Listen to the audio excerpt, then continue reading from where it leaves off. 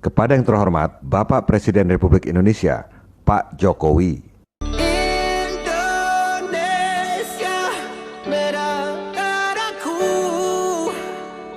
Sekarang kita investigasi apa sebenarnya yang dilihat oleh Profesor Luc Montagny ketika menemukan virus HIV.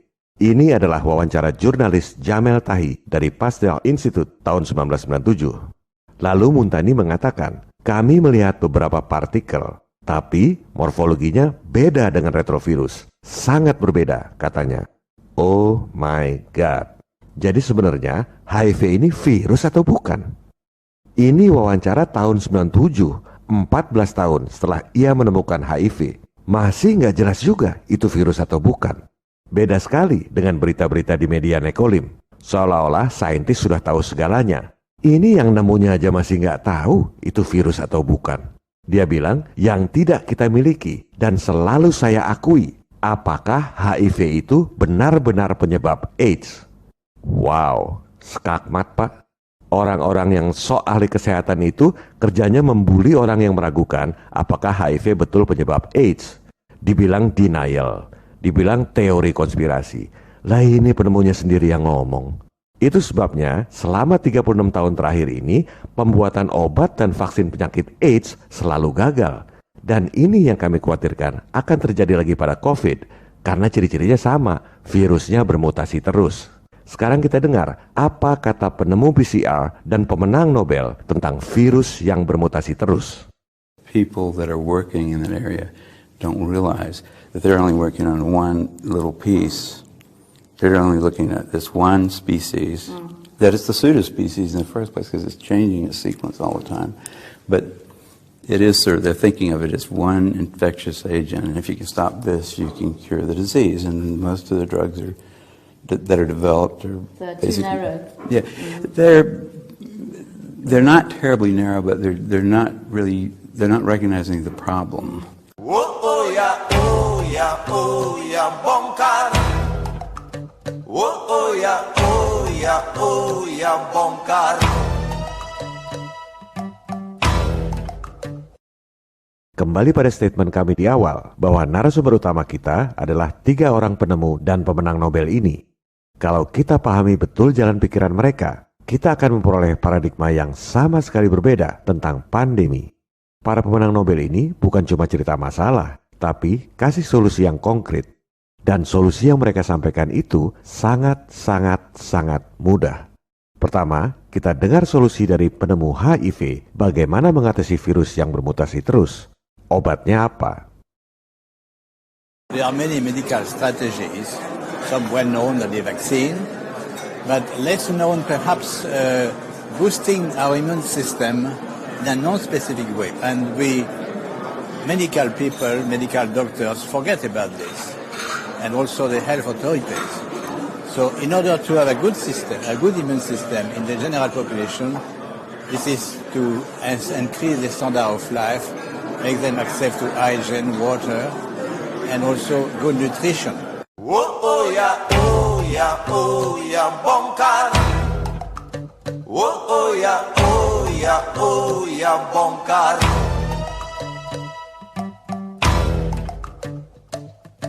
Mungkin sebagian pemirsa dan sebagian dokter masih nggak percaya karena sama sekali berbeda dengan yang diajarkan di sekolah. Kita dengar lagi advice penemu HIV ini pada kesempatan yang berbeda. We can be exposed to HIV many times without being chronically infected. Our immune system could get rid of the virus within a few weeks if you have a good immune system. Oh ya bongkar. Oh ya bongkar. So there are many ways which are not the vaccine, the magic name, the vaccine.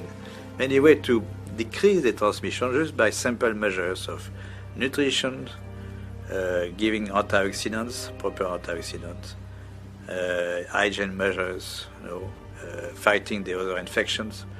So they are not spectacular, but they could, decrease very well the epidemic. If you have a good immune system, then your body can naturally get rid of HIV. Yes. Luar biasa. Dia bilang vaksin itu seolah-olah the magic name. Padahal sebenarnya ada cara lain yang tidak spektakuler.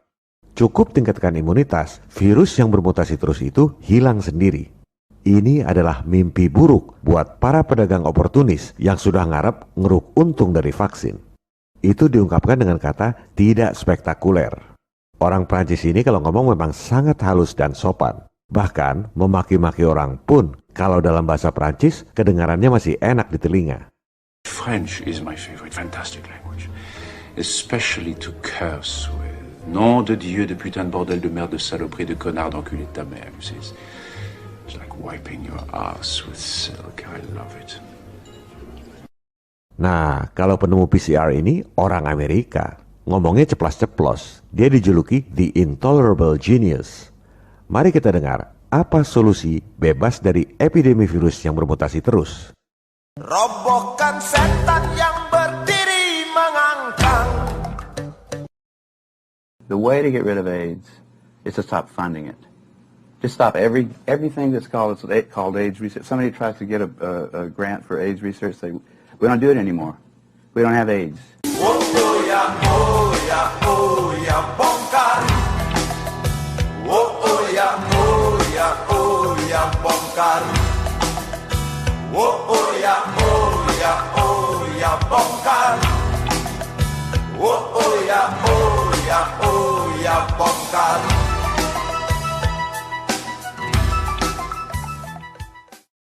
Surat cinta ketiga ini belum selesai, Pak. Baru bahas 3 dari 4 temuan penting di tahun 83.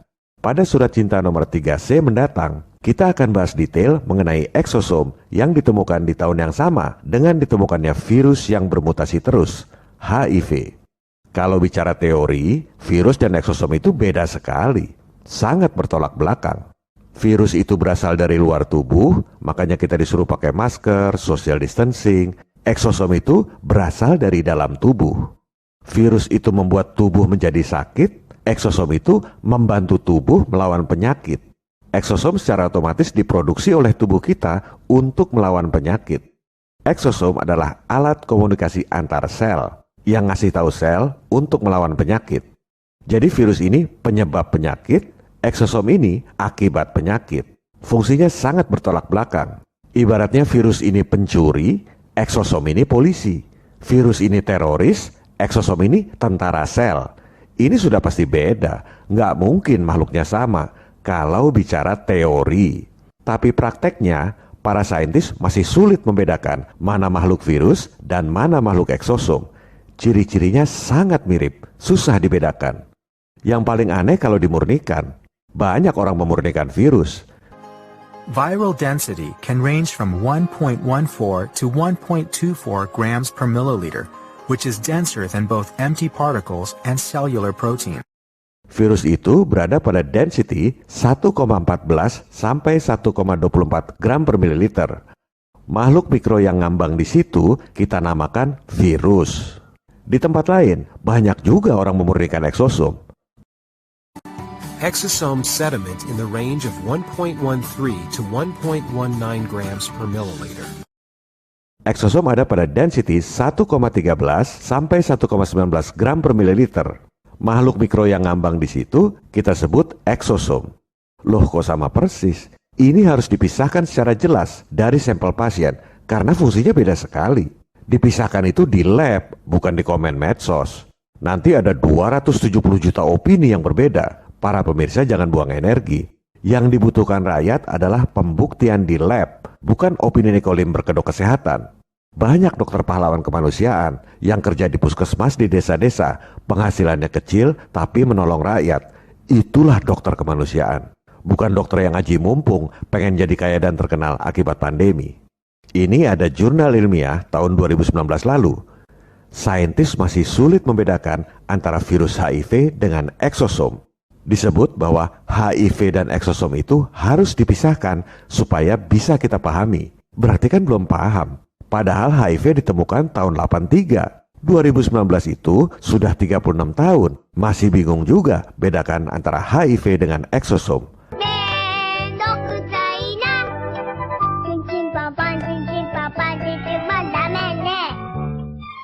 Apalagi COVID, Pak, yang baru ditemukan kemarin.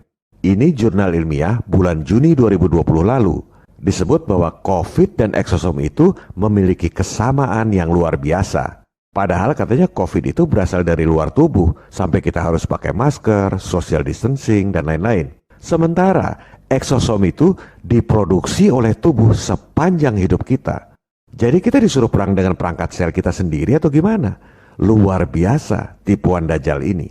Mengapa soal pemisahan COVID dan eksosom ini penting? Karena bahaya sekali. Kalau nggak dipisahkan secara jelas mana COVID dan mana eksosom dari sampel pasien yang sama. Bikin obat dikira membunuh COVID, padahal yang dibunuh justru eksosom. Dikira bunuh maling, padahal yang dibunuh polisi. Dikira bunuh teroris, padahal yang dibunuh tentara sel. Membunuh agen imunitas kita sendiri. Fatal, Pak. Ini terjadi juga pada kasus AIDS dulu. Orang dideteksi dengan alat PCR, hasilnya positif. Dilakukan pengobatan, malah drop imunitasnya. Ini kata Kary Mullis, penemu PCR yang alatnya jadi andalan untuk mendeteksi HIV maupun COVID. Dia bilang, treatment AIDS itu sama seperti kemoterapi kanker. Tinggal duluan aja, kankernya yang mati atau pasiennya yang mati karena dikemo. If you started taking any other chemotherapeutic agent for the rest of your life, it would be that agent probably that killed you. You know, when you give chemotherapy to somebody with cancer, you give them a round of it for maybe 14 days or a few days. Hopefully you're not going to kill the patient. You're going to kill the cancer. The patient's going to survive. But you don't keep giving it to him until he dies, because he certainly will. Begitu juga vaksin. Kalau pembuat vaksin tak bisa mendemonstrasikan pemisahan virus dengan eksosom, dikira vaksin membuat imun dari virus, ternyata vaksin membuat tubuh kita imun dari imunitas kita sendiri. Dan konyolnya, sesuai pernyataan WHO bahwa vaksin tak akan hentikan pandemi, kita tak akan kembali normal seperti zaman sebelum COVID.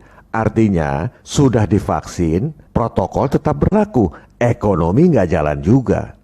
Kita akan bahas secara detail pada Surat Cinta 3C, jika kami masih diberi umur dan kesempatan. Indonesia,